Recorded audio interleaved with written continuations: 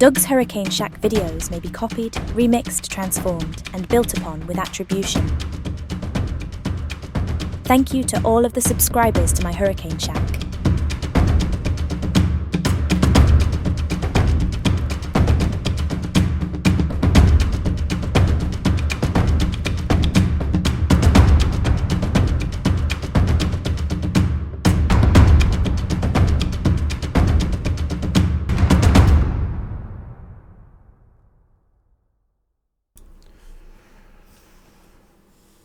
Hurricane Franklin was a long-lived, erratic, and powerful hurricane that brought tropical storm force winds to parts of the Greater Antilles and Bermuda.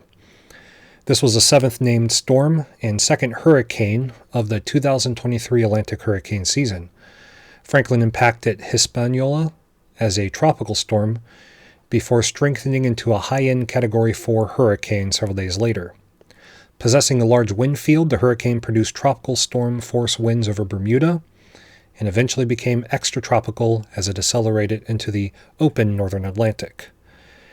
Franklin brought heavy rainfall and wind, causing damage to buildings, homes, and some light posts. 2 fatalities were reported in the Dominican Republic, with 1 additional person missing. At least 350 people were displaced, and more than 500 homes and 2,500 roads were affected or damaged.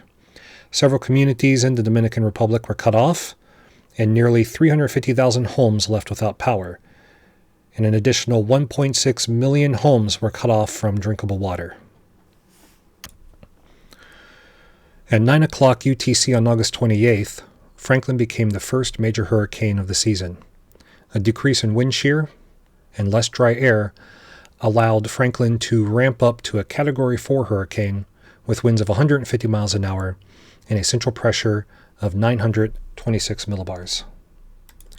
Just after reaching its peak, Franklin went through an eye wall replacement cycle, and it began slowly weakening as it turned northeastward.